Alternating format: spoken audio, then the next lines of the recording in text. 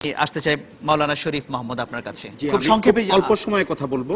প্রথম কথা হচ্ছে মাননীয় মন্ত্রী ইতিপূর্বের কয়েকটা প্রশ্নের উত্তরে কয়েকটা কথা বলেছেন, আমি দ্বিমত ব্যক্ত করে আমি একটা এই বিষয়ের সমাধানে যাওয়ার চেষ্টা করব। আমার মনে হয় আপনি এটাতে যদি উত্তর দেন আমি বলবো, আমি খুব অল্প সময়ই বলে ফেলবো। এক হচ্ছে এমন কোনো ঘটনা ঘটেনি বাংলাদেশে যে কারণে ধর্মপ্রাণ মানুষ এই পরিমাণ উত্তেজিত কষ্ট পেতে পারেন। আমি এই জায়গাটায় খুব প্রচন্ড দ্বিমত করি। এর জন্যে আজকের লং মার্চটাও খুব উৎসবের ব্যাপার ছিল না, কান্না ছিল এবং এর সঙ্গে কষ্ট জড়িত ছিল মানুষের। আমি মনে করি এই কষ্টটা স্পর্শ করা উচিত। দাবির মাত্রা নিয়ে যদি প্রশ্ন করেন, অন্তত কষ্টটার সঙ্গে একমত হন।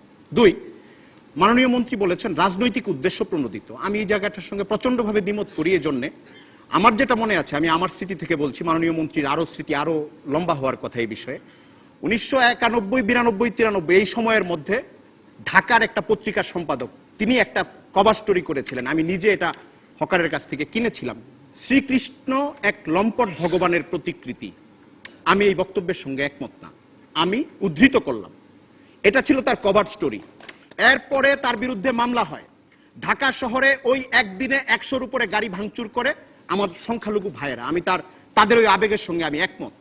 প্রকাশ ভঙ্গির সঙ্গে আমার দ্বিমত থাকতে পারে, তারা কষ্ট পেয়েছেন।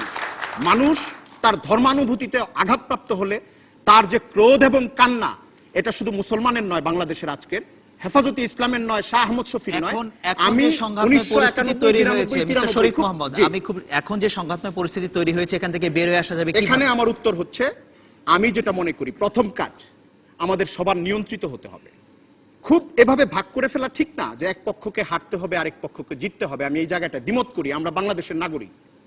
আমি খুব ভালোভাবে বিশ্বাস করি আমার মত আরেকজন নাও নিতে পারেন, তার মত আমি নাও নিতে পারি।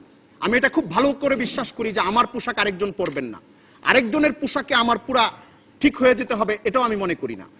নিয়ন্ত্রিত হতে হবে এবং আমাদের বৈচিত্র্যের মাঝেই ঐক্য খুঁজতে হবে। ধন্যবাদ বাংলাদেশের নাগরিক হিসাবে যার যার অবস্থায় থেকে আমাদের ঐক্য খুঁজতে হবে। ধন্যবাদ শরীফ মোহাম্মদ আপনাকে।